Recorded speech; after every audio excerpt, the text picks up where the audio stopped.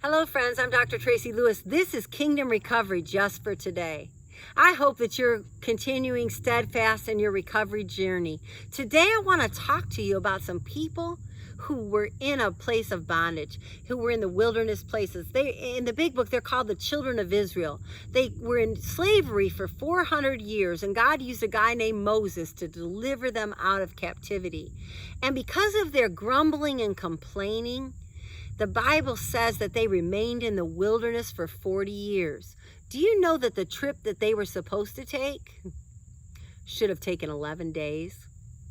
But because of their complaining, because of their murmuring, because they weren't satisfied with themselves, or they just said it was too hard, it was too difficult. They bucked against their leaders. They chose to think on their past and where they used to be, saying it was better, it was more pleasant. Why did you take us out of Egypt? We should return back where we came from. This is too much. This is too hard. And their grumbling and complaining kept them in the wilderness for 40 years.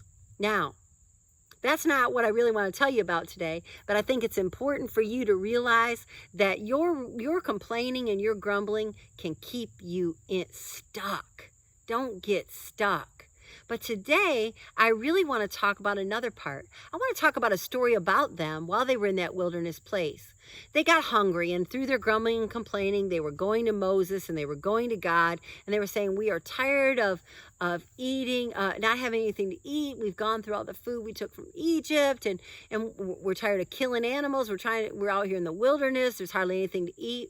And God rained down manna from heaven. And that was like a special kind of heavenly bread that fell down in the ground. And one thing God told them, see, it's very important in your recovery that you not only keep moving forward, but that you listen and you do what you're supposed to.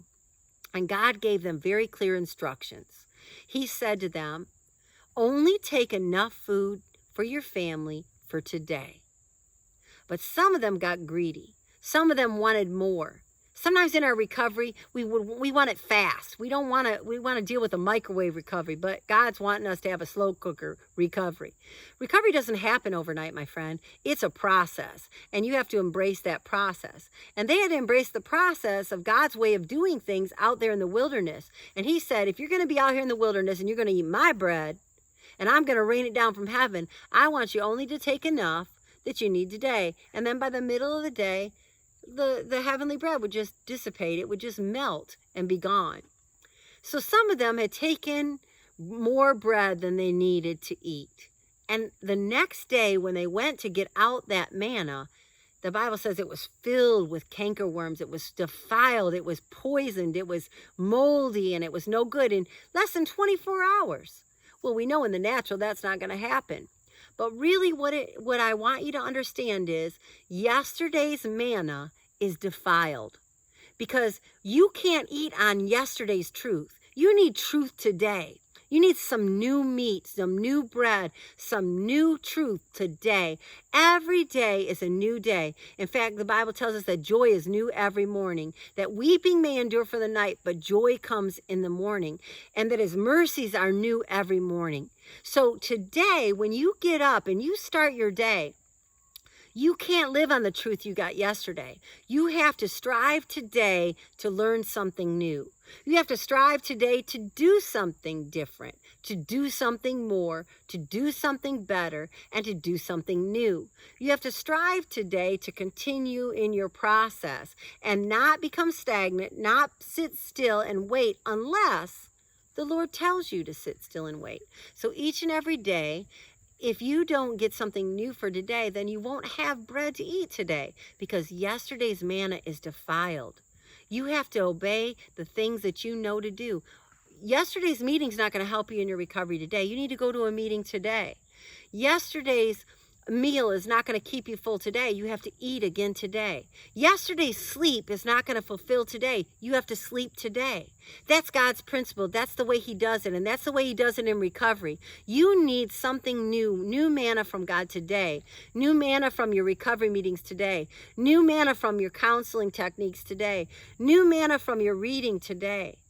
What will you take and eat today? Because yesterday's manna is defiled. You have to make a decision today, not to grumble, not to complain about where you are. If you want to get where you want to go, you're going to have to do today what you know to do today. And today is a brand new day. It's a gift.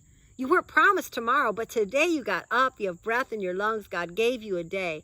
And what are you going to do with the day that He's given you? Look for a truth. Look for a sign. Look for a nugget that'll help you in your journey. Understand things. Let God speak to you. Let Him tell you the things that you need to change, the things that you need to improve in, the way that you need to take. Look at the map that He's given you. Look at the strategies and the plan that you've written down, and ask yourself, what can I do today that I didn't do yesterday? What steps can I take? What words can I hear? What things can I speak? What actions can I take to make my recovery real, to walk it out, to reach my goals? Each day, little by little.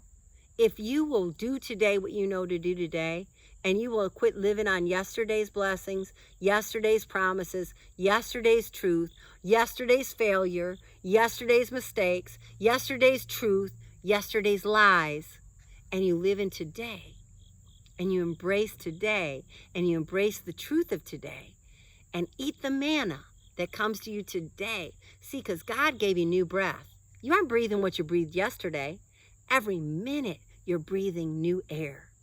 Every day, you're breathing new air. Every night, you're sleeping new sleep.